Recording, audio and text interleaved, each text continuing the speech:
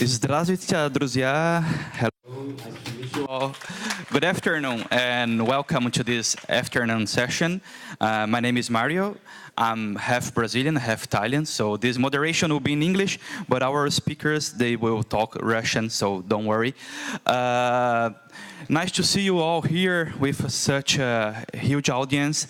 This issue that we are going to talk about is very interesting, very hype trend, and we are going to talk about blockchain. So if you haven't heard about that, don't worry, it's a nice beginning. Today we have three amazing guests, and they will introduce you about blockchain, some of the possibilities to use this new technology that is really revolutionary, very innovative system. I think you already heard about some of its use, which is Bitcoin. It's very well-known stuff nowadays. But blockchain is not only related with Bitcoin. Like today, you will know a little bit more about that, connected with fintechs, with cryptocurrencies, and some other points. So I would like to invite our guests.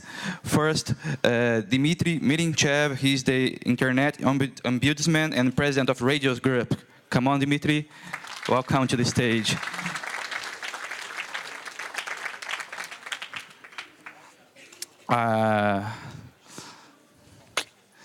Welcome. And I also would like to invite Alex Schwitz, Product Director of Papyrus. Welcome, Alex. And finally, Slava Semenchuk, CEO of Bitcoin. Come on, Slava.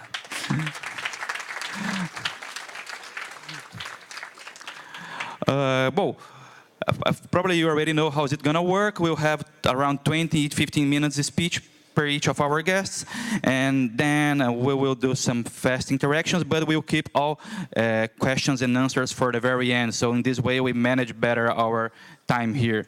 Okay? So I would like to give the stage to Dmitry Mirinchev, the President of Radio Groups and Internet Ombudsman. So welcome. Do you prefer this one? Or okay. Добрый день. Good afternoon. Oh, you seem to be so tired. Shall we not give ourselves a round of applause? I was asked to do some intro. It's for 15 minutes, very briefly. From the very start of the beginnings until now. And after all the presentations, I'll be available to answer all your questions, mining, blockchains, practical applications, if you have any questions. Now about the new economy. You're very lucky. You're the generation who will be the first to die in the new social and economic reality. The world is changing. People keep on saying this, but we don't know where the change is going to lead us. But if you think about it thoroughly enough, we will know where we're going. First of all, there were primitive people who would hunt and gather dinosaurs, mammoths. Men would hunt, women would set fire and would maintain the fire. Do you remember those times? Were there any social relations back then? Yeah. Economic relations? Yeah. Trading in the teeth of mammoths? Or something like that. But that was much more interesting back then. Why did people start hunting? Because one person, one man cannot hunt a mammoth. You need collective hunting. To hunt dangerous animals, you have to structure your relationships. That's how leaders came about. Hierarchy with the leader and all the rest. and the man doesn't care much whether they're leader or being led. And women would stay in the camp, in the village, doing something together, cooking together, talking to each other. They would clear division of responsibilities, but no hierarchy in those societies. Like in modern times, 3 wives of 1 man dividing their functions between themselves. And women were always guided by things, because they stayed in the camp. And men would leave and would come back in a week's time. That's why men are very good about geography, and women don't know much where is what is where located where, etc., etc. She doesn't know where to go. Girls know that geographically they are not very smart. I'm doing this long intro for a reason. Well, but there were centuries and centuries passed. After that, many civilizations passed.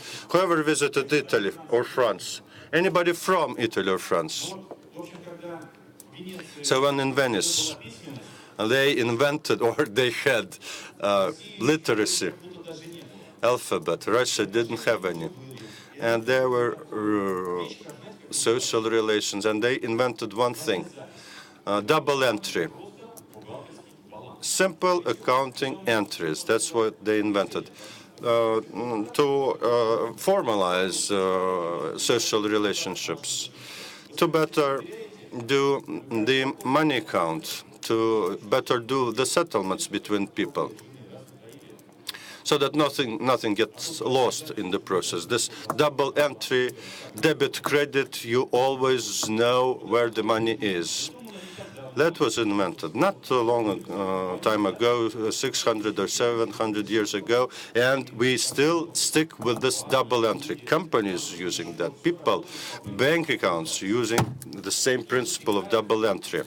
And suddenly blockchain appears, where there are so many entries and all people keep those entries. What would that mean? And people will tell you what it is all about, double entry in modern times. What happened next? Hierarchical system with the Tsar, king, the leader of ancient times. Suddenly, the king decides that they have people who are closer to them. They become noblemen. They are only using money, because all the rest are peasants. They are down the ladder of hierarchy. So the top leader, then medium leaders, and peasants who have no money, because they don't need any money. They serve the interests of landlords, and landlords would fight for the masters. And when the master fights for new territories, why do they need new territories? Because this is the only thing that brings income. Because everything is in kind. The bigger the territory, the more the income, the more important you are. That's how it worked for a long time, many hundreds of years. And suddenly, things change. 1740 or so. Well, there was a shift in paradigm, social paradigm and industrial paradigm. The first industrial revolution came. What did it lead to? That somebody has to operate a machine tool, serve the machine. Somebody has to become a worker. Did they have a working class? No. Where could it come from? Not from the landlords. No, they would not want to be workers. But, of course, miracles happen. We call it downshifting, but there was no downshifting back then. Then the class of workers appeared. This is new social and economic relations. They need to be paid money. Their skills and their labor, they sell for money, for coins. Initially in Russia, they were cut, then they were minted, then they were on paper money. And all of that was paid to the workers. There became more and more workers, fewer and fewer. Peasants used to be 97%. Now it's 30% of peasants feeding 97% of the rest of the population. Any peasants here in the audience? One person. He is the one who brings food to you all. Now look what happened next. When this class of workers felt that something was wrong, the king was not good enough. Have to do something about that. So the workers decided to stage revolutions, bourgeois revolutions, all over Europe, Spain, France, Germany, Italy, Russia. Well, in Russia it was actually socialist revolution. In other countries it was bourgeois revolutions. What did it lead to? To establish bourgeois society or capitalistic society. Some people think capitalism came from the word capital. No, from capita. In Latin, it is the head. They broke the power of the kings. They say, you're no longer the king. We will elect our king or our leader. We will elect governors or appoint governors, and they will not serve you as the only beneficiary. So they did. And we've got this society, which is living already. Maybe you're the last generation born into that society, which is called democracy.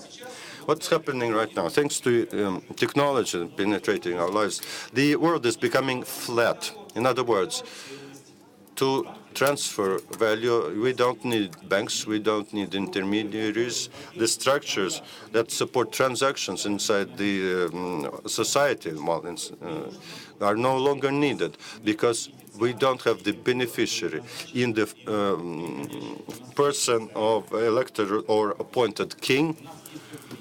We have only linear, flat society, and those technologies are called cryptocurrency. When your coin moves along the network from one person to another person, and once you change the profit of the economy, you radically change the social and economic order in society. And in the near future, this society, you will have to build this society. And that would be an easy thing to do. Simply think differently.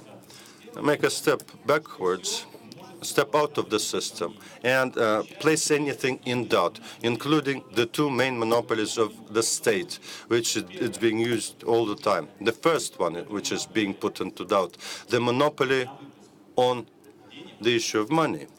And the second, the monopoly on the use of a force with respect to one's own citizens. But this second monopoly would probably be the task of the kids of your kids. We need to first accept artificial intelligence into our lives. What is AI? Multiple increase in the intellectual capacity of humans, unlike the Industrial Revolution and machines, who reinforced the physical force of people only. This is intellectual force. Well, they asked me to stop it after this intro. We will then entertain your practical questions. If anything is confusing, anything you want to ask, I will be available to answer those questions after the session. Thank you very much, Dmitry. Very nice overview about all the economical relations and how property influenced our social lives. I want to take the opportunity before I pass the word to our colleagues. How could you make a relation about this economical relations, let's say, this impact in the emerging countries? Because we can have with the blockchain technology, but also with the cryptocurrency, some new social inclusion. We have some cases, for example, in African countries, but let's take the example about Russian society, Brazilian society, like we are the emerging countries. How blockchain could impact, or specifically how come this new economic could influence the reality in the emerging countries?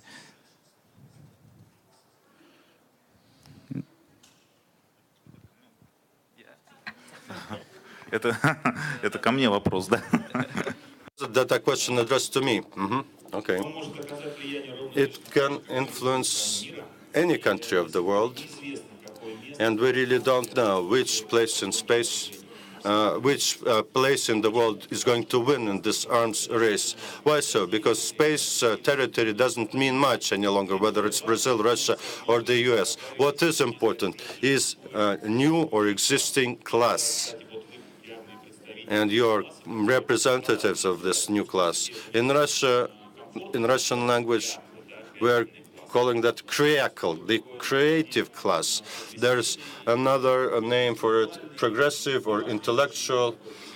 That doesn't matter which term would be used. These are the people who work in collaboration with each other, create very new products, very new services, and move very quickly at any point in space and build infrastructure around them the way they feel comfortable. And they move values as easily in those points in space where they need it.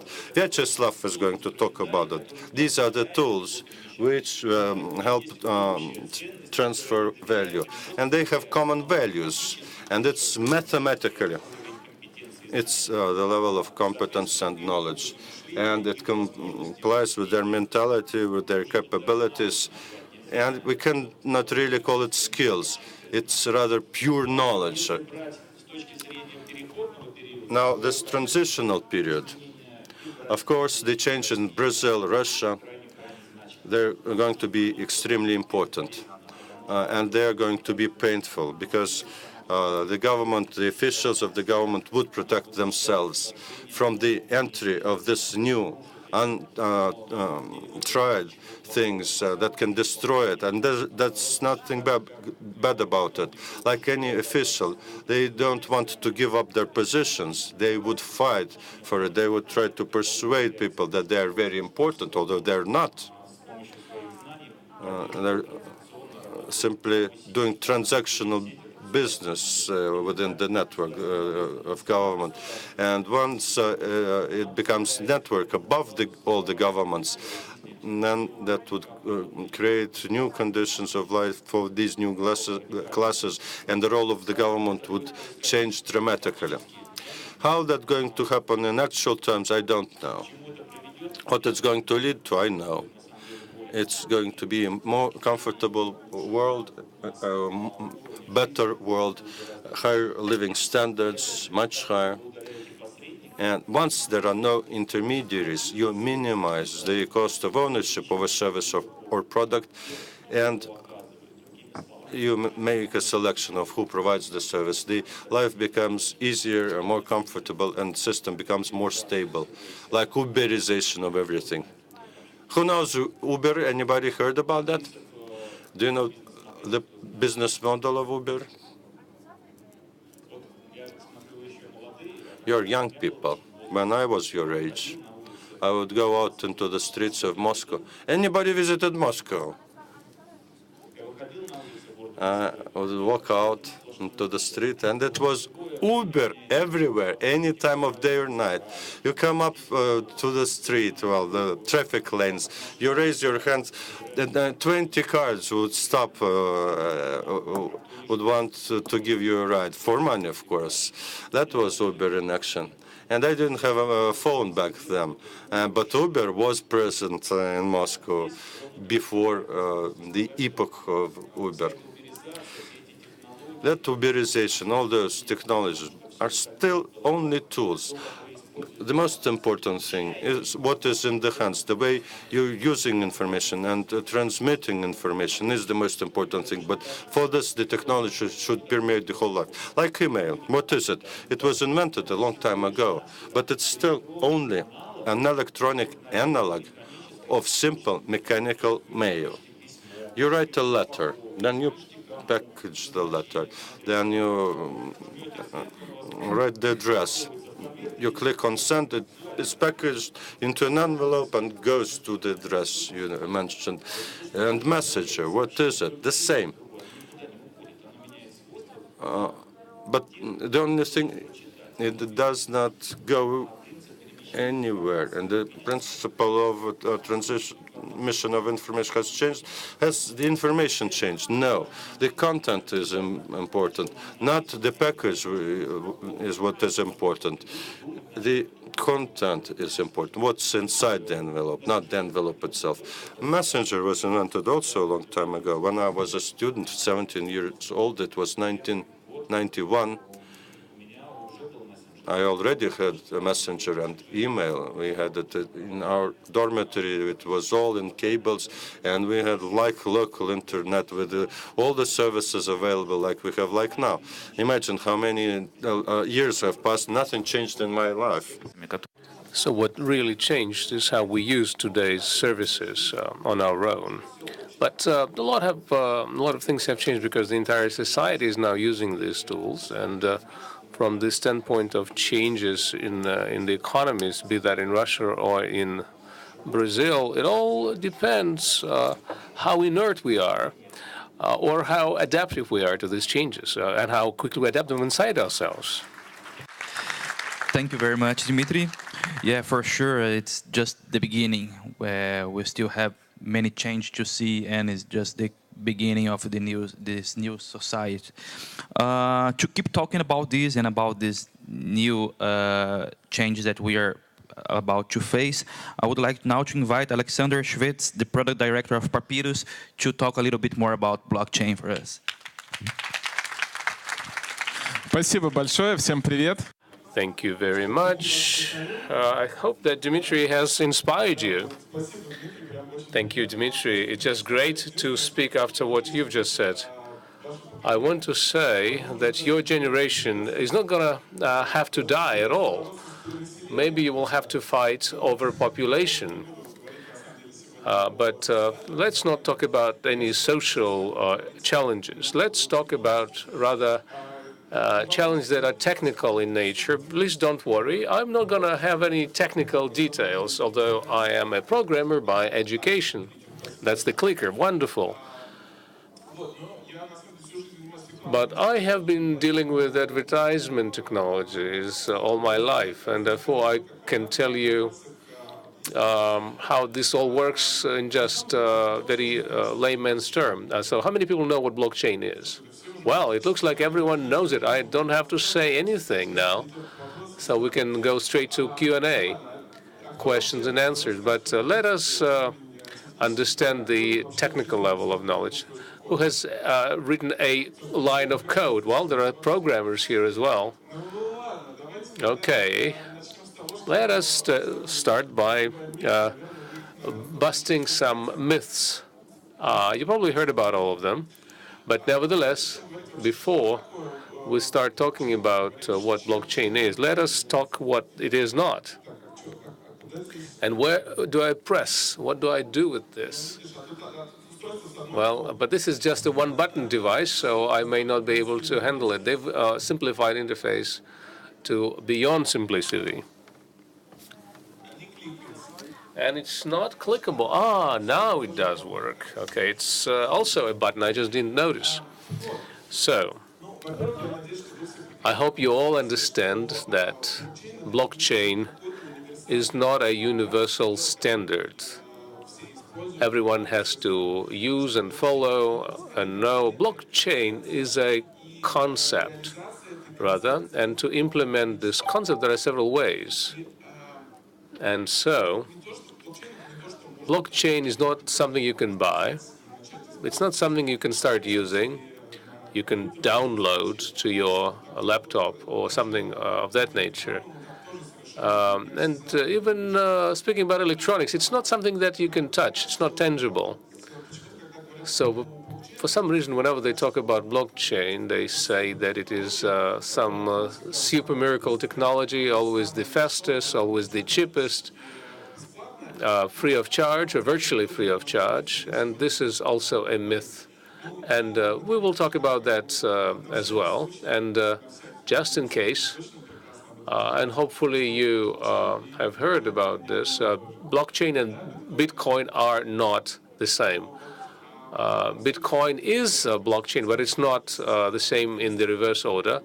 So some of the characteristics of Bitcoin and its deficiencies are not related in general terms, because blockchain is a broader concept and there can be a lot of differences between the two. So the question that arises is, how do we properly define blockchain if it is difficult to basically put your hands on, something difficult to rely on? And this is where we would come to this definition. There is no single uniform definition, but most experts agree on this one, and I really like it. Blockchain, if we go line by line, first of all, it's decentralized. Secondly, it is protected from changes. It's a fact storage. This fact storage capacity is very important. It is protected from changes, and it is decentralized. And these are the properties that give us those unique economic properties that Dmitry alluded to. It turns out that there is nothing new in these words. People have learned how to build technologies a long time ago. But why are we now facing this revolution? Well, I think it is important sometimes to look into the details. And I hope that after this presentation, it will become clearer to you why is everything happening right now the way it is happening. So now let us talk about the structure of all this. First of all, it's a fact storage medium. What is a fact in our case? But in reality, facts can come in many different forms. Mostly we talk about fintechs, financial technologies, money transactions. And it's a good example to illustrate certain things. It can be anything. You can also store votes in an election. You can store rights to realty property or copyrights. You can just store procurement information, logistical information. You can just store any kind of text or images. Anything of any kind. If you can think about it, you can give me hundreds other options now.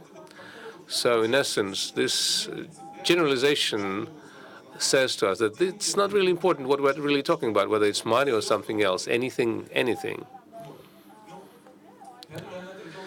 So I will not dwell on that, and let us move on. And again, let us look at what's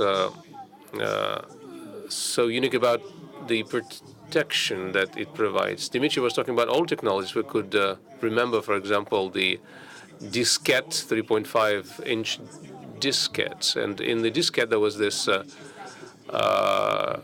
toggle that you could push, and then you wouldn't be able to write on that diskette or on a VHS tape, for that matter, again.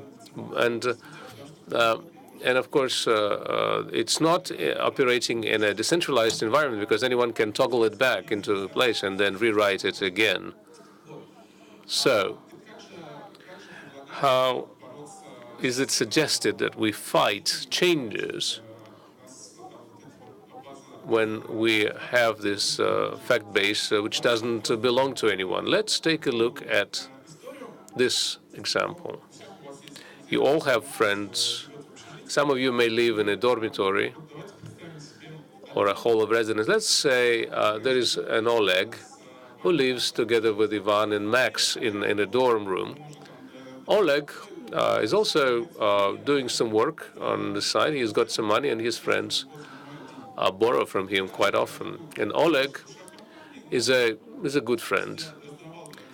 He's never been too frugal. He's always been giving money away, and he felt that he had to do something about it because he was always left without any money. And so, to shame his friends into paying back, he decided to start maintaining a ledger of who's been given to whom, and started writing on a blackboard that he's given 100 rubles to Max, 500 rubles were given to Ivan, then Max returned 50 to him, and so these are the facts.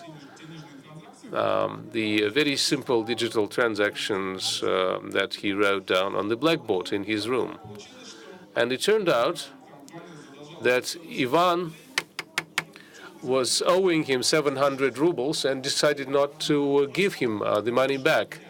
And at night, Ivan decided to change this record and erased it and wrote something that is the opposite. Not that he was given 500 rubles by Oleg, but rather that he had returned 500 rubles to Oleg. Well, what happened was, it's easy to simulate someone's handwriting, and since Oleg tried it once, he noted that. He decided to again lash out at his friend, and he added a layer of protection to his records.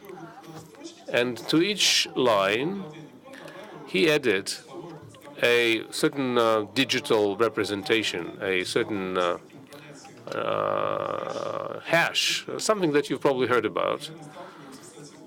We run into this all the time whenever we create some codes or ciphers, when we write certain letters when we are children. So this is a cipher of some kind. It's an alphanumerical line or a string, and this is going to be different in every case. For every line, there will be a different sequence. And so if somebody wants to change the fact that it was not Oleg who gave the 500 rubles to Ivan, but the other way around, the digital representation is going to be very different. And if you know the algorithm, and if you calculate everything with one algorithm, you can still counterfeit this. So at the next step, you can find a way to erase that line and recalculate that hash. But with blockchain, everything is related. This is all linked, and this hash will not be calculated for that particular line or this record. It will be calculated while taking into account all of the previous records. And so if you want to change something in the middle, he would have to recalculate the hashes for all of those hashes in front of each other line. So manually, he would probably spend the entire night doing that. But then you would say to me that with computers, that's a piece of cake, much easier to do. Yes, that's right. But you can always create such a puzzle that will be difficult even for a computer to handle. And you're trying to protect from changes those lines. And what blockchain does, it makes it very difficult to recalculate this chain because it's somewhere in the middle. And every block is connected to each other in a very cohesive way. That's very hard to fight. So if we talk about centralization as a separate feature, we can use the examples from the financial technology world. Let's say you have a case, you have a banking card, you have an account at the bank, you know where to come, you know where the information is, where the money is stored, and you know how much money you have. But when we come to full decentralization, nobody owns the data. The bank doesn't own this data. You don't own this data. Although, in fact, everyone owns the data. No one and everyone. Another fundamental problem emerges here. If you don't have anywhere to come that you need to transfer money, you have to say to everyone, it looks like. Then you can imagine a hypothetical situation that Alice decided to transfer $10 to Bob and $10 to Charlie, and to do it simultaneously. And so he would tell someone that she would transfer $10 to Bob, and to some other people that she is going to transfer $10 to Charlie. And in a decentralized system, half of that network would be thinking that Alice was sending money to Bob, and the other half would think that she's doing that for Charlie. So that's a problem that the society couldn't handle for a long time, because decentralization is not anything new, after all. But here we have this connected chain of links or blocks and protection of data. And if taken together, this is something that will allow you to solve this conundrum. It's not something that is being communicated instantly. It is something that needs to be supported by some sort of consensus. So it is a hard to calculate problem, but the key word here is the consensus. You can use such a thing as a proof of stake, because the more resources on the net you have, the more you can influence what decision is right and which next block is going to appear. Because you have a lot of resources, it's to your disadvantage to make decisions that will be to the detriment of this network. You are interested in making sure that it is functioning properly and that everything is calculated properly. And so these are the fundamental properties and features of decentralization, protection of changes. And this is where you can operate any types of facts. There is another concept called smart contracts, intelligent contracts. Any agreement you have can be written as a code, not as a piece of paper that can be interpreted in different ways, but rather as a very strict algorithm that would say that if a certain condition is met, then that is going to be the consequence of that contract. And if the conditions are different, the consequences are going to be different. And this is not something that anyone can change. And that will continue changing the economy. There can be a lot of different examples. Realty is one example. When all of the payments and the transfer of title is happening through blockchain, nobody can deceive you and perform fraud. I have worked for the advertisement industry, and we have discovered that there's a huge problem with the long chain of intermediates, or rather intermediaries that publish materials, advertisements, and commercials. And this chain is usually very long. In any field, you can have a very long supply chain. It can be a logistical chain. And sometimes it is impossible to understand who's paying for what at what stage and what money is used to buy something or sell something. And this decentralization is something that gives us an opportunity to assure absolute transparency, and we know what's happening. We are not removing the intermediaries from this. We can remove certain economic models. Well, in any case, you decide whether you need the intermediaries or not. But the important thing is that you will keep them honest.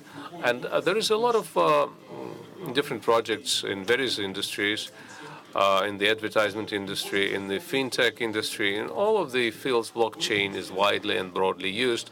Another interesting application is the use of it in the mass media. There are mass media outlets that use blockchains in Russia and abroad. And this is something that you can use almost in any sector of the economy, in any part of life.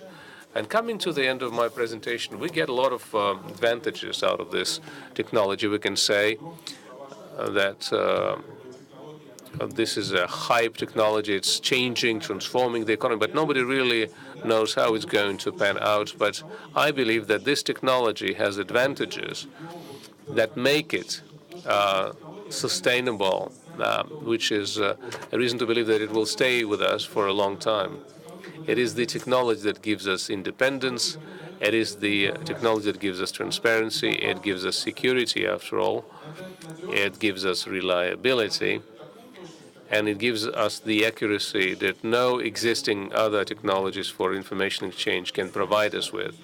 And of course, there are certain disadvantages as of now, because if we take any concept out of the box, there are problems that the price of an error is going to be high if it is an error inside a code. So let's say you've made a smart contract. If there is an error in that code, then it will be very difficult for you to prove to anyone later on that something went wrong.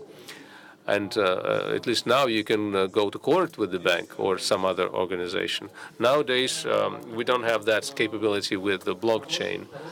And there is no good way for you to interact with the outside world.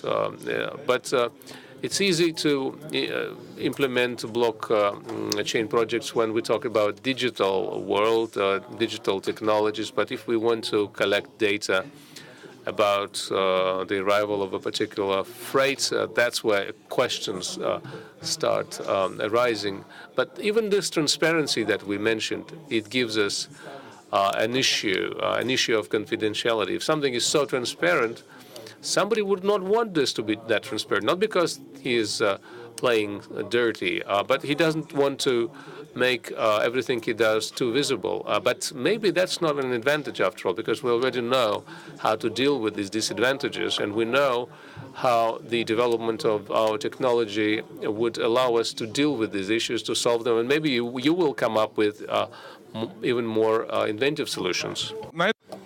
So I'm done with this presentation. In conclusion, again,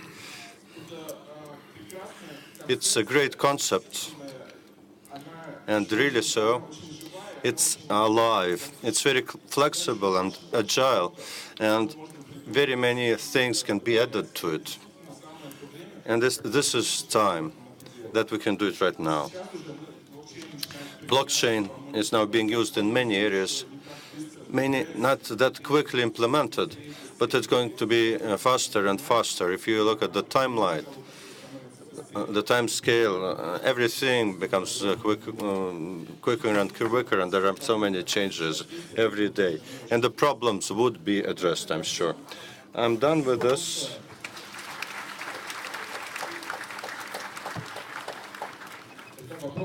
Now, I understand questions after the final presentation, right? Okay. Thank you, Alex.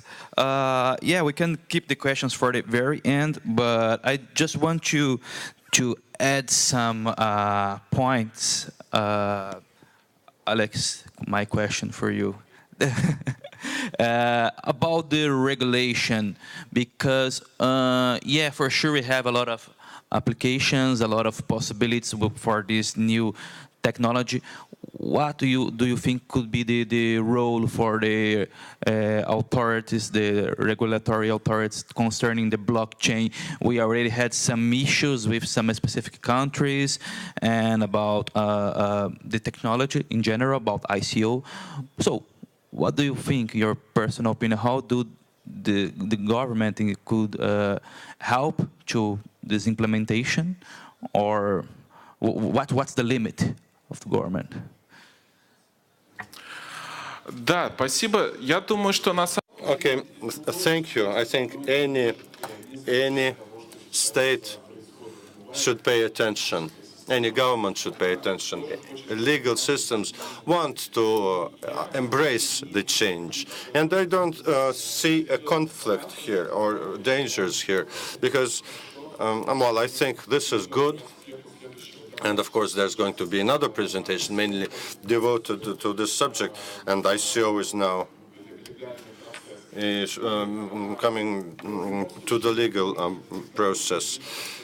This technology cannot live in isolation from society, from the past of our society. Well, some people say this is a revolution. We're going to break everything that was in the past and build something new. No, it's happening gradually, small steps, and that integration with the government, with the authorities, with the legal system, I believe that would create more possibilities than restrictions. I always have this delay. I don't think that I'm thinking about it. But so thank you again, Alex. And well, for the very end, I would like to invite Slava Semenchuk, CEO of Bitcoin, to talk a little bit for it. Thank you.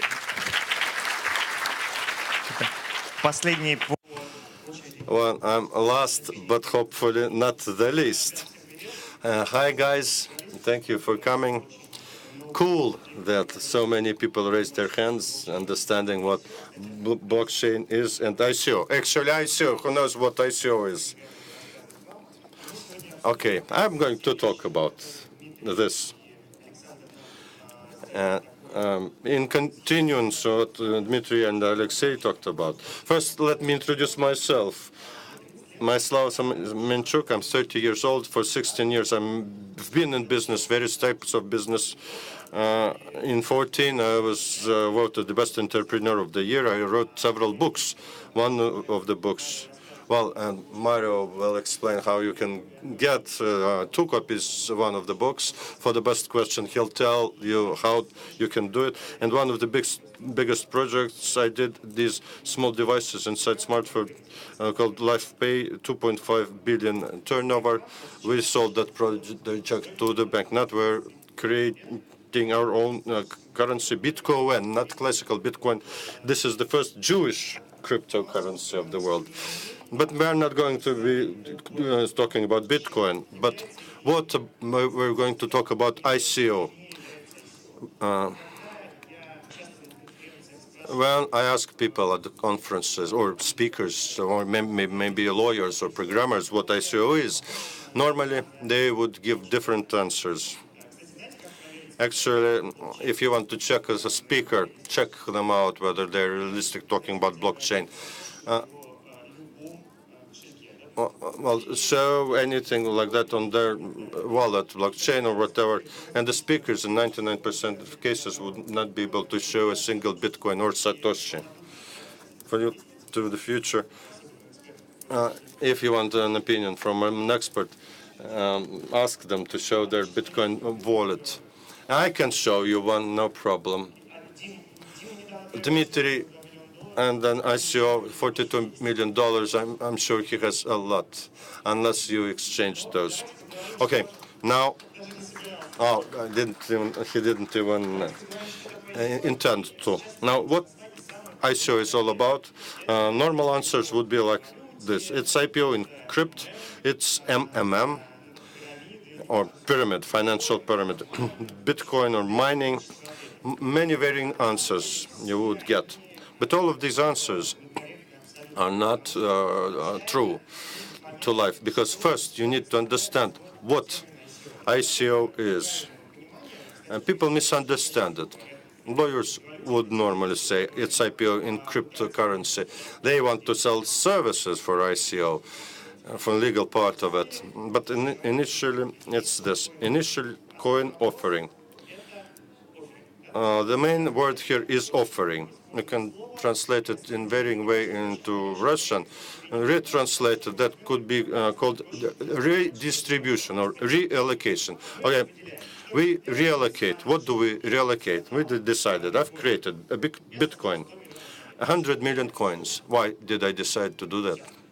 That's right. I decided. That's the answer. Then I write out a paper. It's called white paper. I'll tell you a little bit about it. And me, I will give you a hint how you can get the Bitcoin, in which way you can get it. And there are many ways. You can mine them, not in our case, but if there's a process available, then you can. Then you can buy, deserve, earn. I have 15 people in my team and 23 external members of the team working outsourcing. They're all getting money in Bitcoin, not rubles, not any other currency. And most people who call ICO, define it as IPO in cryptocurrency, no. They think that you only can buy it. No, you can find it. You can use all sorts of things to get this money. And when you create or will create or participate or think of participating in ICOs, you need to be aware that this is simply allocation of certain rights of claim, right? Like Dmitry said in his presentation. As I said, all those rules that are formed, like any third party can get these coins, is all in the white paper. And many other things that you can do, things you can do with that money, and what the people who brought in the money can do. ICO is very close to crowdfunding. Kickstarting, Planeta.ru, Boopstarting, are the names familiar to you? Those books that I presented, all the 3 books, were supported by co-funding platforms. Not that I don't have money, and that simply means that the people who invested in the book would at least read the book, because many authors suffer from the fact that only them write their own books, or Mama may read our the author's book, and the publisher, of course, nobody else sometimes. At the start of ICO, what did we have? 99.9% at the very start. It was a wrong perception. Started with wrong perception. That the first thing that the founders of those projects that call themselves ICO, they select a car. Then they select and argue what should be the color and brand name. We have many transactions. One guy, he's 23-year-old, and we bought 100 bitcoins from him, multiplying by 5,700. It's a lot of money. And I say, do you not want 15 million more dollars because I saw yesterday, we don't know where to put the money. It is a problem because many ICOs are non-existent projects, and you will never be able to create anything from that money. But essentially, the essence is that first you have a product. You must have a product, or at least an idea of a product. Most ICOs don't. What kind of product? Whether you build a hotel or a software or some great farming products, like our friend does from Lavka, who started Bitcoin for interaction between farmers. But there's this point. Unlike all other classical businesses, you need to be aware why do you need blockchain there. Classical cryptocurrency. Why in a shop? You need a token, like a cryptocurrency, or a blockchain entry. And normally, some half a year ago, everybody, the people who buy cryptocurrency or tokens tried to offer various benefits like additional income or votes or other benefits. Like the Commissioner SEC, the Securities and Exchange Commission of the United States, recently said that if, guys, with your tokens and coins, you add properties of shares, then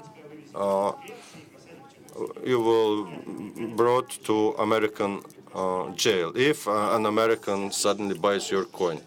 And what essentially happening the world over, and the way ICOs are acting if they don't want to go to jail, is to be correct in their relationships with SEC. What does it mean? They should give discounts. Dmitry says they have 42 million.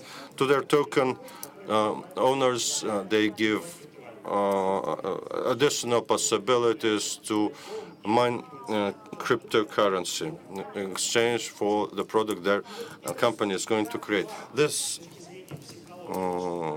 saying, well, first the psychology of your user, then the regulator, how to put your product in between the two. That was one. Now, the second, this team. Do you know this team? Who are these guys? This is Microsoft, Bill Gates, bottom left. Would you have given them money? Big question.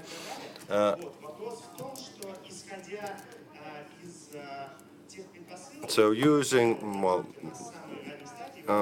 those assumptions, you need a very good team covering all areas of competence.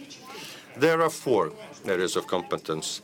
Well, technological product it is. So we need guys who knows what blockchain is, the core of business, like if it's the production of hardware to mine cryptocurrency, and also we need marketing and sales probably, unless you have those competences within your team.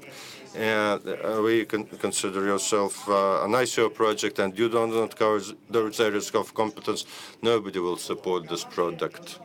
The teams must be clearly defined. You need to know who they are, what they are, and unlike most other businesses in ICO projects, well, people, the personalities of people are very important. If you want to do your ICO at some point in time, don't do animated things. Initially, we did those animated films, but then we understood that people want to see the faces of the founders. It's real people they need to see, not fake people. Mostly ICOs that are held is like a package for an idea. It's a site, white paper, well written, and lawyers should check on that well-defined profiles, in particular in LinkedIn. Unfortunately, it's blocked in Russia, but ICO 80% are not using Russian money. LinkedIn, should be very well established with your team members and with comments of experts, opinion leaders who would ready to give reference to about you. And a smart contract that you create, and Alexander mentioned that already, also should be linked on the site and should have opinion leaders also supporting it. What is the average size of a smart contract in ICO where people would invest? The programmers, how much? There's a hit, and 137 lines, and they collected $7 million. 137 lines of code, 1 hour of work, and $7 million for the developers. And when you think next time about blockchain, smart contracts,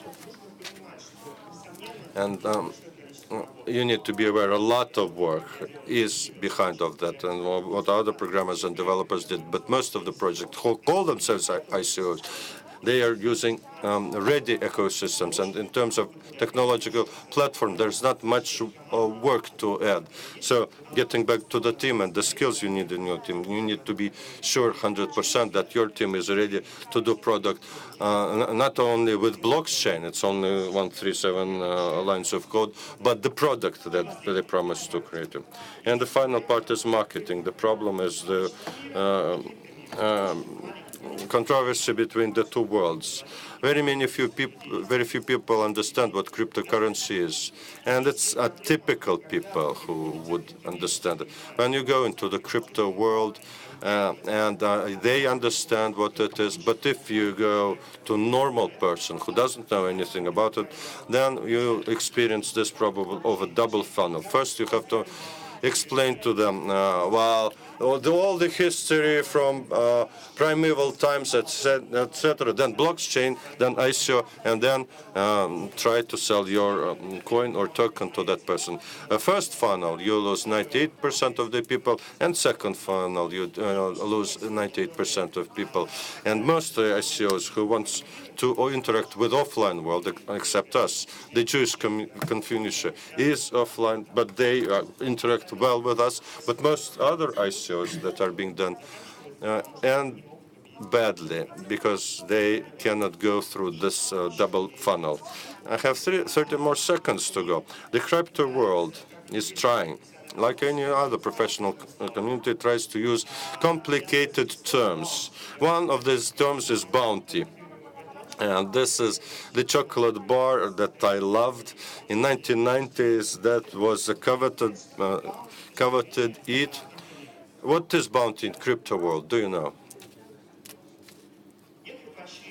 It's like a benefit, encouragement. Well, bounty is payment for some service that you provided in that cryptocurrency or token that were created by the founders. A bounty manager is simply a person who interacts with these people, like an account manager, using the classical terminology, who defines which people did what and how many coins to give them.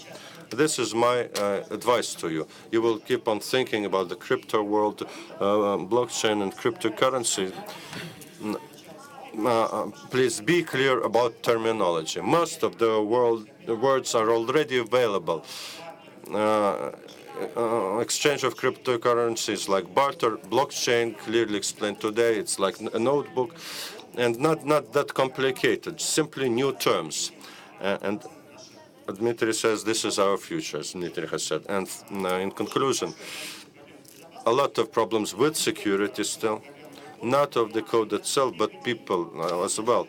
The first day we were attacked by hackers. The first hours, the director in Darknet was threatened in Darknet. He wanted to leave, and he did leave. We have a new technical director third day into the project. So articles were ordered across the Russian internet, and that was just the beginning. And if you want to start an ICO for a project, you need to start thinking about other things in addition to marketing. Security is going to be among them. Security of the token, security of your programming code, and even security inside your company. Because unfortunately, there have been cases where a person would be injected into your workforce to steal away from you, and this is a bad number. If you have thought about an ICO, the minimum amount of money that you would need in order to successfully complete the ICO would be a minimum of $500K US. You shouldn't be coming to the market with a smaller amount of money to do it legally, safely. It's not going to work for you. Are you frightened? And if you divide it by 18 lines of code, well, of course, fears exist in every business. And over the 16 years, and Dmitry has more experience, we've been scared and frightened many times. But these are opportunities. You shouldn't be really missing out on this opportunity. And hopefully, after this presentation, the number of people who do not know what blockchain is not going to diminish. So hopefully, you learned something, and good luck to you. Спасибо большое, Slava. Very nice explanation. Yeah, for sure, ICO is an amazing feature about this world.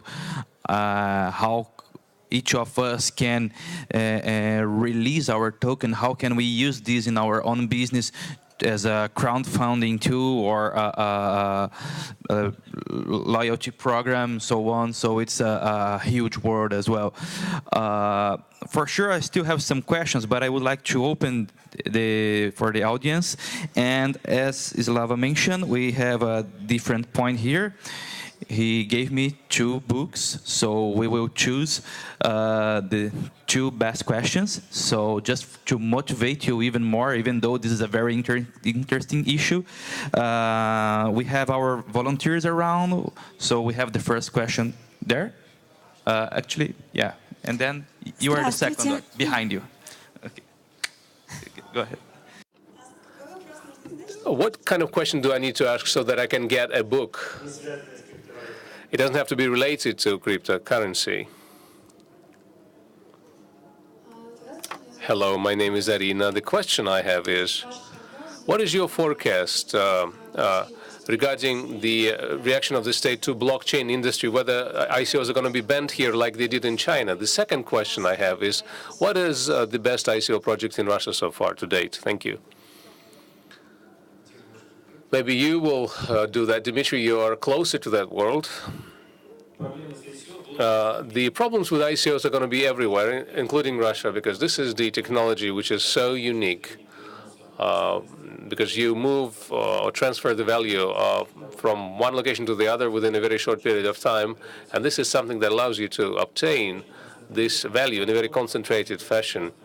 While bypassing any government authority. Government authority is helpless here because blockchain and cryptocurrency is the same as the rumors that are being spread by people. And the principle of this database, and it is just a database, is essentially to digitize the human knowledge. In the past, people didn't have the way to verify the knowledge with the robots. Now we can. What is Bitcoin, for example? Why is it important to move it around using the network? It's very easy to imagine. Okay, come out into the square and start crying, I have given Vasily 180 rubles. And then he will start crying that he has gotten 180 rubles. And if people see that you've given him 180 rubles, then everyone will know. You're not going to be able to erase it. It's like coming to a village 100 years ago in Russia. There would be no one from the authorities there to find. There will be no police, no priest. Maybe there will be a blacksmith, but we don't need him. So we will still know whose cows that is, whose cart that is, whose wife that is. They are not stealing from each other. They have this knowledge, but when you're a new person, you don't know anything, and then in a month's time, you will get immersed and you will have the same amount of knowledge than everyone else around you has. That's what blockchain is about. You are getting connected to the knowledge, and you're becoming a proprietor of that knowledge.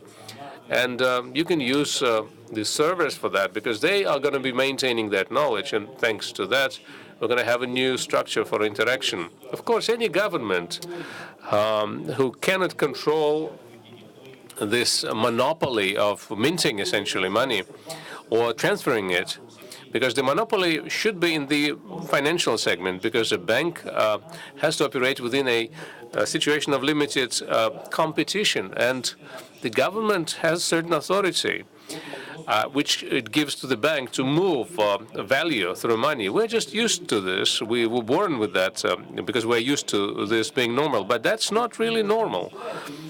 Please believe me when I say to you, well, you don't have any illusions. So when Louis XIV, the son, would assign his lovers to be presiding over the importation of beans from America, so from many other nations, only that family would be getting the money. Now we say that we need competition. It doesn't work in many fields, but it does work in the banking field. We still have monopoly there. And I'm not talking about the monopoly of one bank. I'm talking about any financial organization that operates within this constrained competitive environment. So when you try to disrupt that monopoly, you are beginning to claim a piece of the state, and no government would allow that to be the case, and the government will be fighting that. And that's very similar to what the Central Bank of China did. They were acting emotionally to destroy Bitcoin, and there were 3 attempts to destroy it, and the rate was falling after that. But then when they saw that physically nothing happened, okay, they came with a big stick, we smiled at them, and now the exchange rate for the Bitcoin is on the rebound, and it's soaring because there are no mechanisms in the hands of the Central Bank of China to prohibit the circulation of cryptocurrency in China. But various countries can use different methods to ban things. Take America. They do not forbid Americans from doing anything. They can do anything, essentially anything they want, because it's a democratic country. But the country prohibits certain organizations of even third countries to provide services like that to American citizens. And if you provide casino services in America, even if you are in Russia, then most likely you're going to be persecuted. They will catch you, they will take you, deport you to America, and then they will persecute it. In China, it's the other way around. Citizens are not allowed to play in a casino, for example. I mean, you can provide the services, but citizens are not allowed to do that, and they will be persecuted for that. So it all depends on what government model you use and how that model plays in the lives of people. The Chinese have been living in that area for 6,000 years. They were born from the aliens. I don't know who Americans were born from. They have a different hierarchy inside their heads. They have a very good ear for their government, and the government is using their right of enforcement. And so whether we talk about blockchain, cryptocurrencies, the problems will exist, but the fear to lose the monopoly on enforcement, on power, will be prompting governments to start introducing taxes. And they are saying now that in Russia there will be a crypto ruble. But what does it mean? It means that the monetary functions are going to be transferred into the public domain. So the Russian citizens are going to be working with the crypto ruble, and the central bank is not going to be having a role as a beneficiary for the benefit of the state. And that's something that's inconceivable. That's very similar to writing a decree in 1861 that you would abandon serfdom, letting the peasants go free. That would be disrupting the entire government system. It's very difficult for the government to agree to this. So it all depends on how adequate the particular government is, how adequate the particular country is in making a decision. And there's still Queen in England. I have a friend, he is 56 years old, and he says, Dmitry, I was born The queen was already there. I served the queen in the military service. Now I'm about to die, but my queen is still around me, and I'm very happy. That's a true story. And so they decided that there doesn't have to be a monopoly of the monarchy. They stayed what they are. So the power was transferred to the parliament, which is represented by the people. And now I think the central banks have to do similar things. They have to abandon some of their functions voluntarily. And that is something that should be helped by the progressive generation and class. And therefore, decision-making has to be moved, including transactional decisions, has to be moved away from the intermediary environment, which is represented by the states, to the society in general. Of course, there will be difficulties. It's not going to be easy for anyone, but eventually we will come to the inevitable result, because that's the only path forward. And what's important, it's inexpensive, it's cheap, and the cheapness is always going to rule. We have a lot of questions. I will try to do in a democratic way.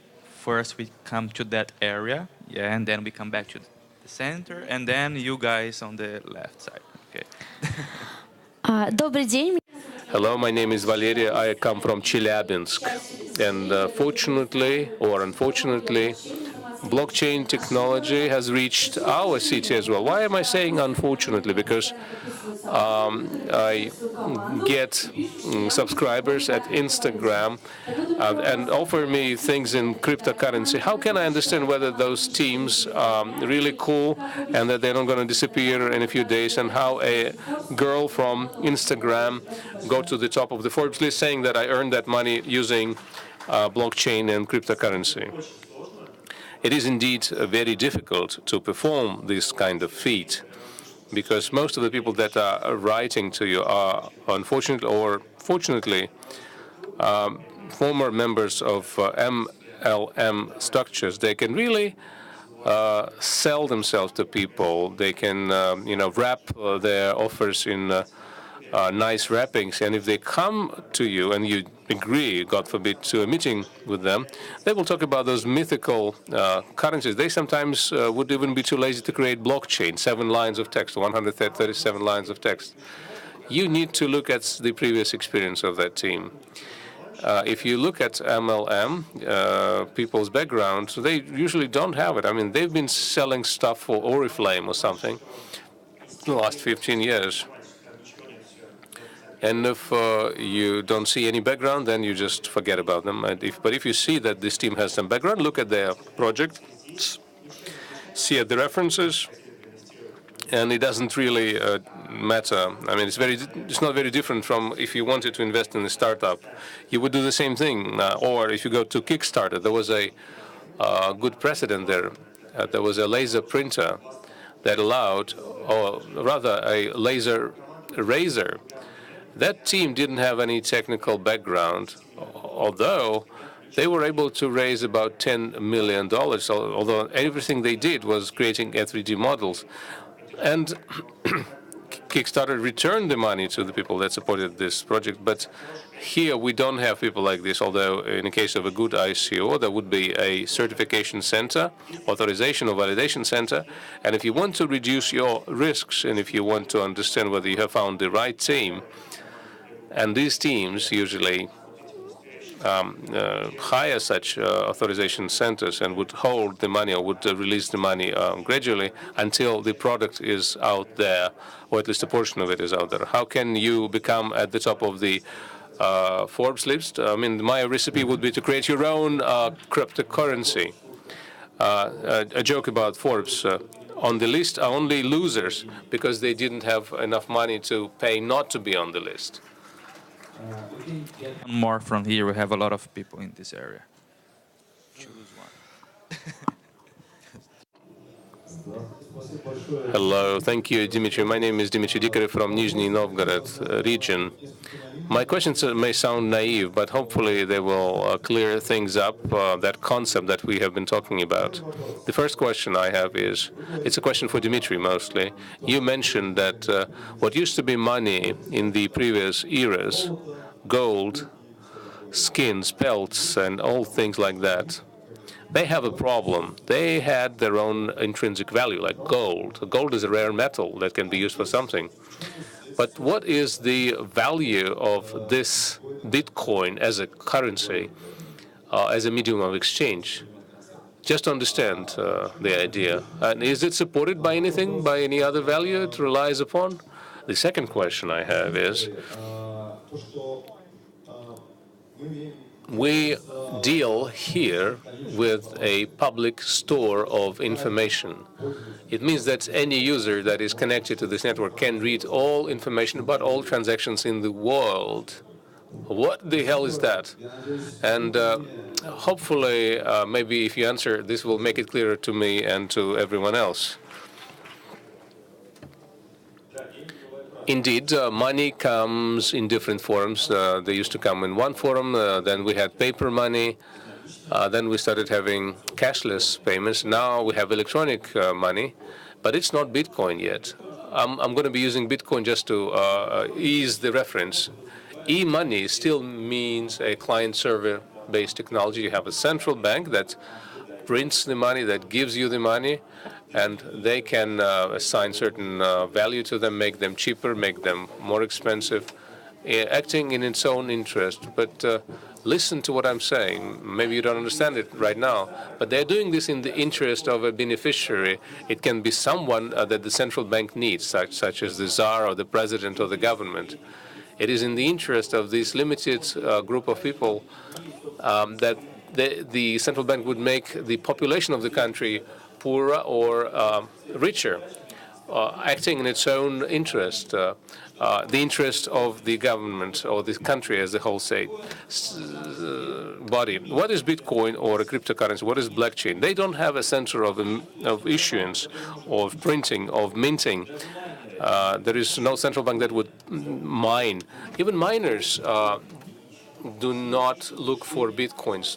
They're looking for a solution to a puzzle that would close the chain, would build another block. They essentially are payments to the miners who have won in a competition. It's very similar to the competition of spermatozoids who are all competing to reach the egg. So they're all looking for the same solution to the same problem with the same set of transactions. But who's going to win out of the million of miners that are in the network? It's not clear. And this makes a new issuance of the coin and the fact that it is money, it has value, it's just a byproduct of this. The main effect is the transmission of information in the token, and that becomes the value that is accepted by all participants of the system. And this follows an algorithm, like a digital constitution, that everyone agrees to, and everyone are the participants of the system. There is always an equilibrium there. It is supported by the uniqueness of the knowledge, and this is the knowledge that is trusted by the participants of the system. They are exchanging this knowledge, and they are changing it in a very similar way. It's money, Bitcoin, Satoshi, whatever you call it. But if we go further, the most important significance here is that this information is unique. It's impossible to forge or compromise. And therefore, this means that we can weigh any other currency or any other entity. Essentially, we are issuing our own tokens, our own currency, and then we can trade in it, and therefore we can get this ratio, this rate of exchange. This would mean in the future that we're not going to be having a lot of legal documents. We're not going to even be having employment contracts, because this is another example of a client-server contract or relationship. One is subordinate to the other, and you need to have someone who would be rewarded, but maybe this is not the time and the place for this. But this speaking about value of coin, no country has no money. How many organizations can print money in Russia, for example? I'll share a secret, a terrible secret with you. Well, this number is equal to the number of banks that we have in the country. The central bank will print paper money, which are at least backed by something, maybe gold, but actually in reality they are not backed by anything. All they are backed by is the sort of essentially the relationship of the society to this money. And the same can be true in the case of cryptocurrency. Essentially, you printed money, you brought the money to the bank, the bank took this piece of paper from you, and then in return it is given you a certain other piece of money.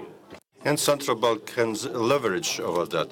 Otherwise, the banks would not go bankrupt in Russia or elsewhere. There's no real security, no collateral. Had it been normal, and the banks needed to have a situation in situation of mistrust, to create a system of trust and transfer value in that system, like my bank is Bank 1, Bank 2, and Bank 3. If you want to transfer money from Bank 1 to Bank 3, I know a trusted channel to transfer the money. In Bitcoin, all people who mistrust each other will convey this value. We don't need trust. It is unnecessary in Bitcoin. Again, it's like in a village when everybody knows everybody. And say your second part of the question, yes, all transactions are visible in the network. And well, can Bitcoin be used to buy weapons so far, but no longer in the future? Once the society can identify a member of the society in the network of Bitcoin with the use of Bitcoin, then the transparency would be there since the date of birth until the date of death. Your name would be of paramount importance. That's going to be your token. That's going to be something to create value for you, like information about yourself inscribed in DNA. This is something you're going to trade in. When you create a company, you will not have to sign constituent documents for a notary to be signed or government to be signed. You will form a new currency in ICO, trade based on your relations and get those relations from outside. That would be sufficient to automatically redistribute the profit, because profit is again going to be relations, the weight of your token as against other cryptocurrency. Maybe it's not very simple terms that I answer your question. I have this thought. 2002, I wrote my first article called Gold Against Information. There I tried to look into the future, and I wrote there that the government and then big companies would create their own information banks, and that would be something that would be the value. It didn't happen like that. We don't know who Bitcoin created, but who created Bitcoin. But the most important thing valuable is information. And what Dima said, to put it in one word, is trust. The trust of bigger amounts of people. The more people, the more trust. The more people, the more stability. Current volatility is associated with the fact that we're moving from the old system to the new system. We have primary accumulation of capital. We're nervous. We keep on weighing bitcoins against regular money. We can think in terms of regular money, not in terms of Bitcoin. Not all of us can do that, because Bitcoin has not become a means of payment. We can perceive it as some investment value. Therefore, we think in terms that it is a pyramid, financial pyramid. When we move to a new situation, then that's going to be different. Did you read Orchard of Cherries from Chekhov? If you did read that book, there were landlords there said about their orchard, because a railway would be built in that orchard. In the past, their orchard was simply what they liked, they owned, etc. In a certain certain period of time that orchard became value, and a person fixed the price tag for that value because that was a section for the railway, and they had to sell their orchard and get the money that they didn't need in the past. Why didn't they need paper money? Because the most valuable currency at that point in time was golden chervonets, it's a golden coin. No, peasants, no, not peasants. The most valuable thing was, and not even gold, dogs of a certain breed. Those were very expensive. Very many people had to support the whole process of breeding those dogs. Once the peasants were freed, there were no more people to support this whole economy of breeding those hunting dogs. Okay. Those dogs are really close to cryptocurrency, ruble close to cryptocurrency, but all money today is just a case of cryptocurrency because they are in a different system of coordinates. To add something to question number 2, confidentiality. It is really an important matter. We do have this advantage of being transparent. All transactions can be clearly seen. Not always do we need that, actually. And on Bitcoin today, most transactions are anonymous and not clear, actually, who made those payments. But that's a matter of time, most likely. And with time, that would be possible to see who are the people. And the ICO practice also requires now that you take the data, identification data from the people who invest in your crypto product. So you clearly immediately have a connection between the wallet and a specific person in a specific state. And then very easy to trace where the money went. But again, blockchain, don't speak about it in general terms when we're talking about Bitcoin, Ethereum or something else. If you need confidentiality in blockchain, if you want to store some facts, hide it from others, you can use a common key, like in our system, where we have locked transaction, and between all participants who are involved in a particular transaction, they have a common key. When they put it into the blockchain, they sign for it using that common key. So nobody else, other than those people who own this common key, will be able to read the information. But all is based on the purpose that you have. There is a solution. We have one here in the center, and then one in the very on the left side, that guy wearing black. Yes, the first here, then here, and then I check our time. I hope we'll have enough time for other questions. Спасибо. Thank you. Good afternoon. My question is this.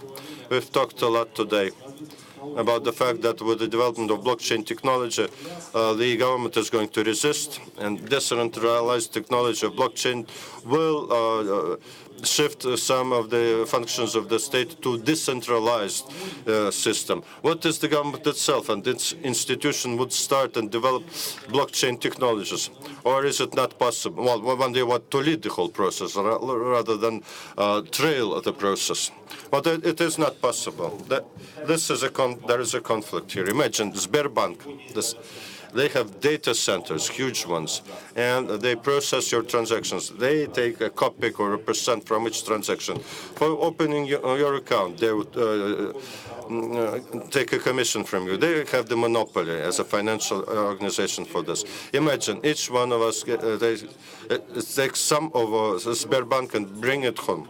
They take some from their servers, then with good internet connection. Will their system be able to continue? Well, will probably yes. And then the question is, who is going to get the income from transactions with us processing those transactions? Sberbank will not be able if we take servers from them. The same with the state. If the government offers their services to the population, they take the money, they get the centralized profit, then reallocates that profit. If using the technology we learned to get the profit and reallocate the profit automatically and give benefits to participants in the project, the people themselves, then most of the functions will move to this public space. That would be based on public consensus. The government function would stay, but it would be dramatically changed. It would be much more complex and much more distributed. And this centralization of the state in terms of beneficiary in that state, there will no longer be. That's what I wanted to communicate to you.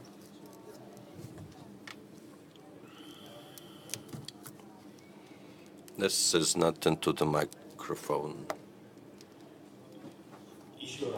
Again, if you have a beneficiary, in Belarus you have clearly a beneficiary of all those things. Then from the standpoint of the change of costs for transactions in the network and the use of the network, well, the beneficiary is interested in simplifying the operation of this hierarchical structure and reallocate profits for the benefit of least protection social strata, the people to whom those resources are reallocated from the central authority. In other words, in terms of it is like landlord managing their peasants. The landlord is interested to make the system more transparent and more interesting from the economic standpoint to the landlord. This has nothing to do with the information society. It's digital feudal state we're talking about. Now our friend on the very end, finally you. Спасибо. Thank you. My name is Ivan. I'm from Kaliningrad. My first question, if it's not cryptocurrency, but blockchain as a big distributed database, and imagine in Russia this technology is legalized and becomes part of our lives. What do you think then? Participants in this big base of data, the nodes there, is it only private persons and the state, or only the government or the government servers, or private persons? And my second on blockchain, what are the most promising projects here in blockchain, or maybe in other countries that may become part of our lives? And some people ask me to ask third question, should we buy bitcoins? Thank you.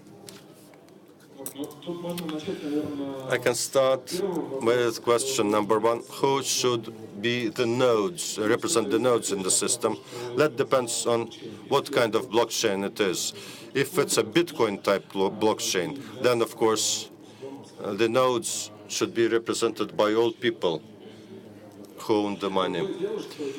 But if it's some other applications of the blockchain in other areas, then that could be a situation that the blockchain could be private.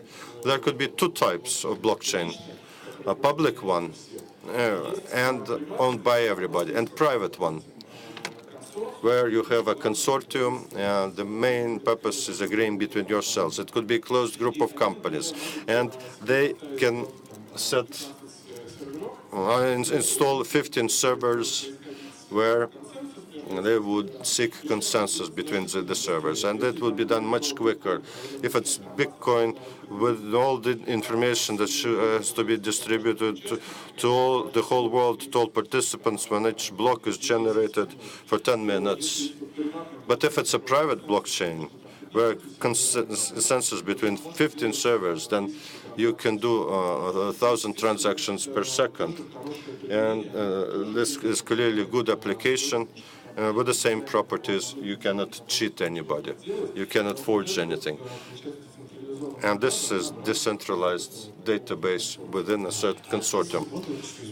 May I rephrase the question? Like a smart contract with real estate, or signing a marriage contract or something like that. Can we use it for these purposes?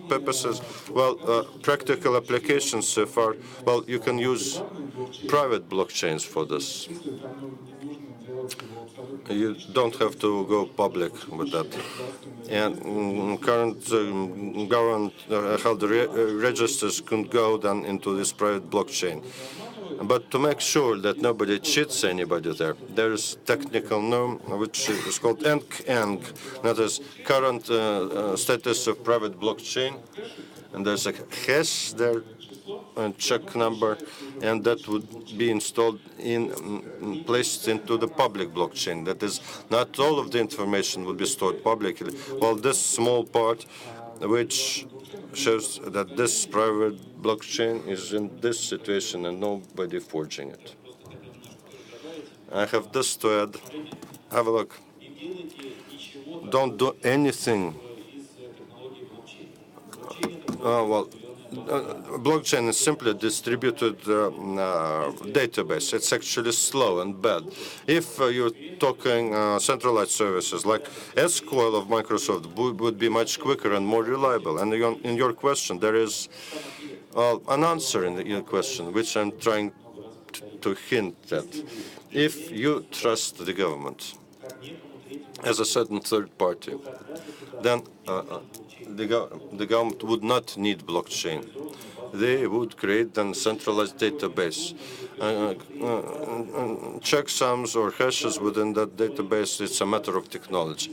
When you're saying that the government is made of people, and we're people moving into the information society and creating information state, then we trust some of our lives to the robots. And blockchain technology is the robot who supports our collective knowledge. Not only it supports that, but also performs the source code on reallocating that knowledge the way we agreed. Then you automatically answer your own question.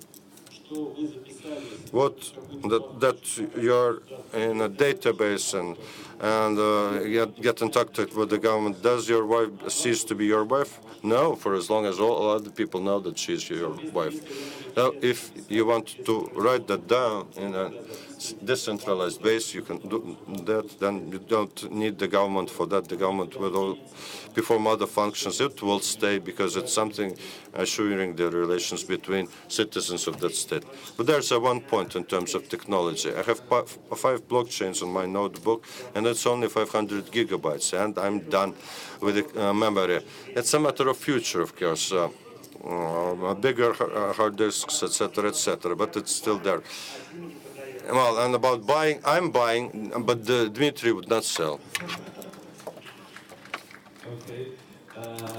One more here, we can give it, and then we'll have time only for the last one. We still have like 100 questions, and but still, let's enjoy this last time. Спасибо за вопрос. Я издалека. I'm from Sochi. My name is Nick. My question to Dmitry.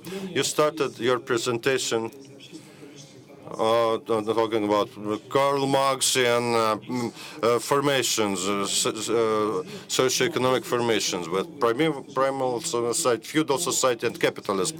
And now, are you thinking in terms of spirals, so society moving into spirals? And Marx spoke about, Hegel spoke about that, communism getting back to the roots or whatever, or is it a totally new system? How does that transform public institutions? Well, transformation would be radical. That's the answer to your question. Yes, Marx invented many things, but he told us about the end of post-industrial epoch, but he didn't say anything about information society. The socioeconomic order would reverse, and it would be close to primeval society. You can see it in TV sets on the screens there, like the Golden Age. There's a series, movie series, or great age. What did people do back then? They were not working. Well, it's their emotions, jealous, they get married. They're all in passions and emotions because they have money enough. They don't care about earning money. This is what we're talking about. What we're discussing is going to give wealth to the people and free space to the free time to the people. Industrialization has created institutions like the institution of family, of school, of kindergarten. Why so? because you need to save some time to work and make your kids disciplined, well brought up, etc., etc. Education, actually, kids say kids are the flowers of the life. It was born 50 years ago only. Now, before kids were born into families for them to become workers and earn money for the family. Now we have children when we're wealthy enough. We don't create additional labor hands. So when you have plenty of opportunities, you would use those opportunities to bring up your children. Kindergartens would not be needed because, well, mothers would spend more time with their kids, and that's inside of their soul to be with their children. People would do what they are born to do, to interact and form the new future. Like, for example, take any class, in high school, what we have right now and 50 years ago. Well, 50 years ago, a child in a class would be better educated than anyone in today's high school. But the collective of a school would be much less knowledgeable than a collective school today. So interaction is all about what we have today. We will be closer together, but we will be stronger together. We will be much more comfortable. So the more free time we have, the faster the progress will be occurring, including the technological progress, and also in our relations with other humans. Thank you, everybody. Our time actually has finished, which is a pity, but I want to say that, guys, it's still very new issue. So self-learning, self-education is also very important at this point. Our speakers are still available if you want try to ask them, but I mean, I don't want to make you guys crazy. And we still have our awards ceremony. I already talked with Slav, and we have two chosen ones. So I want to invite that girl sitting on the, and you, the last one that did, So you are the prize winners. Do you want to give them the books?